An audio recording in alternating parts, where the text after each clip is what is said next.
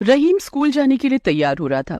बकरीद में कुछ ही दिन बचे थे, इसीलिए रहीम के पिता कुछ बकरियां खरीद कर लाए थे और उन्हीं बकरियों में से एक ने बच्चा भी दिया था। और उसी बच्चे के साथ खेलते खेलते रहीम और उसकी दोस्ती हो गई। मुझे जल्दी से स्कूल खत्म करके घर लौटना होगा। वो स्कूल जाने के लिए घर से निकला और वो बकरे का बच्चा जोर जोर से चिल्लाने लगा। क्या बात है, मैं जल्दी ही चला आऊंगा, तुम चिंता मत करो। ये बोलकर रहीम स्कूल की ओर चलने लगा। कुछ देर बाद उसने पीछे मुड़कर देखा तो उसे पता चला कि इतनी देर से वो बच्चा उसके पीछे पीछे आ रहा है। अरे ये क्या, तुम मेरे पीछे पीछे इतनी दूर चले आए? तुम मेरे साथ स्कूल जाना चाहते हो क्या? लेकिन हम तुम्हें स्कूल कैसे ले जा सकते हैं? रहीम ने थोड़ी देर सोचा और फिर बकरे को गोद में उठाकर स्कूल ले गया। वो क्लास के अंदर घुस गया और बकरे को देखकर सारे बच्चे हंसने लगे। अरे देखो देखो, रहीम एक बकरे को क्लास में लेकर आया है। अरे रहीम, ये खेत नहीं है जो बकरे को लेकर चला आया है। क्या करूं भाई, ये जिद कर रहा था। हाँ तो अब इसको भी पढ़ना लिखना सिखा दे। रहीम बैठ गया, बकरे को अपने पास बिठाया। रहीम ने उसका नाम चिंटू रखा था। ए चिंटू सुन, अब सर आएंगे, सर ने तुझे देख लिया तो वो मुझे डांटेंगे, चुपचाप रहना हाँ, और शोर मत करना, समझ गया? बकरे ने अपना सिर हिला दिया। कुछ देर बाद क्लासरूम में टीचर आए। टीचर का नाम शरीफुल आलम था। शरीफुल सर की क्लास में घुसते ही सभी खड़े हो गए। Good morning sir. Good morning, बैठ जाओ सब लोग और कल जो पढ़ाया था वो रिवाइज करो। ये बोलकर शरीफुल सर बैठ गए। अब देखना सर क्या मस्त सो जाएंगे यहाँ। और कुछ ही मिनट के अंदर शरीफुल सर सो गए। रहीम पढ़ता रहा। कुछ देर बाद उसे पता चला कि चिंटू उसके पास बैठा हुआ है ही नहीं। अरे चिंटू, चिंटू कहाँ गया है तू? चिंटू! तब तक चिंटू शरीफुल सर के पास पहुंच गया था। सत्यानाश! चिंटू शरीफुल सर के पास गया और उनका पैंट पकड़कर खींचने लगा। अरे कौन है, कौन है? क्लास के बच्चे हंसने लगे। शरीफुल सर बकरे को देखकर हैरान हो गए। अरे ये बकरा कहाँ से आया? सर वो मेरा है, गलती से मेरे पीछे पीछे स्कूल चला आया है।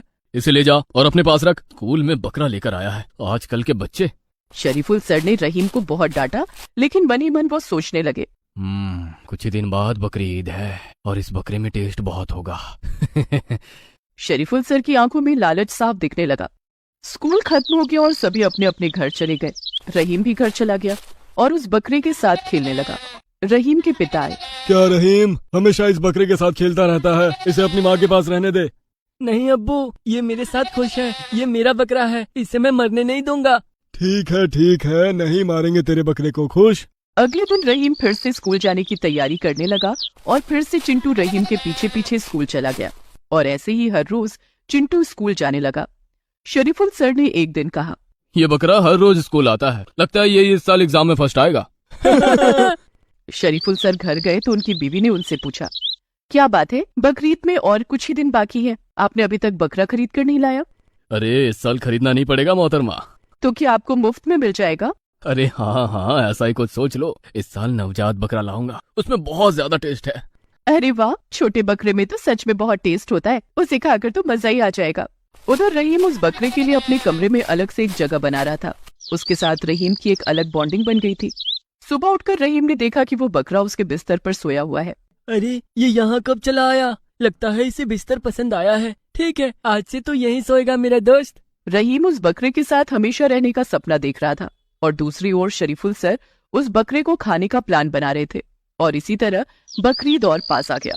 शरीफुल सर की बीवी ने उनसे कहा, कल बकरीद है, आपने बोला था कि आप छोटा बकरा लाओगे, लेकिन अभी तक नहीं लाए।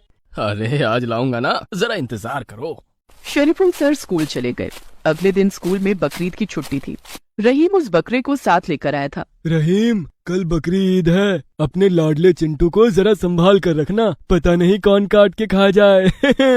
नहीं, मैं ये होने नहीं दूंगा, मेरे चिंटू को कोई हाथ नहीं लगाएगा। शरीफुल सर क्लास में आए और पढ़ाने लगे। उनका पूरा ध्यान चिंटू पर ही था।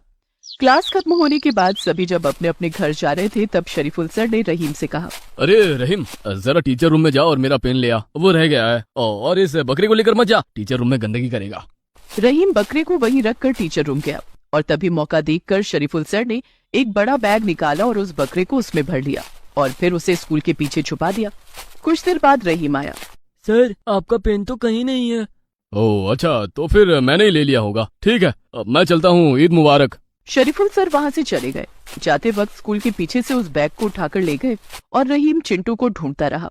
चिंटू चिंटू कहाँ है तू? चिंटू। रहीम चिंटू को ढूंढ नहीं पाया। वो दिन भर उसे ढूंढता रहा। रात को वो सिसक सिसक कर रोने लगा। मेरा चिंटू कहाँ गया? रो मत बेटा, वो कहीं चला गया होगा।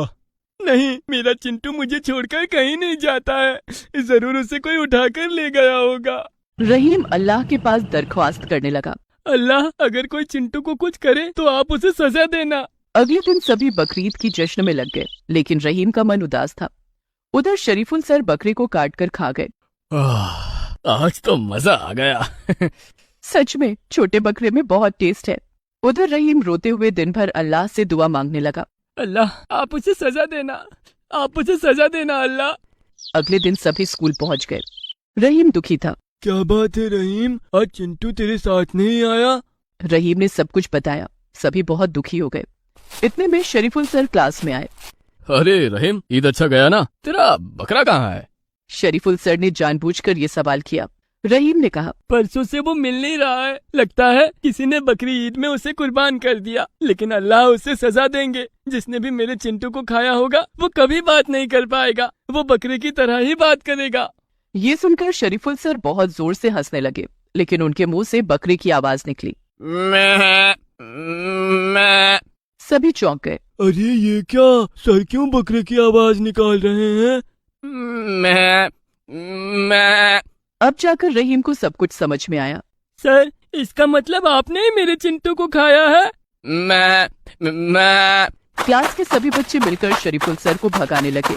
मैं शरीफुल सर बकरे की आवाज निकालते हुए भागने लगे।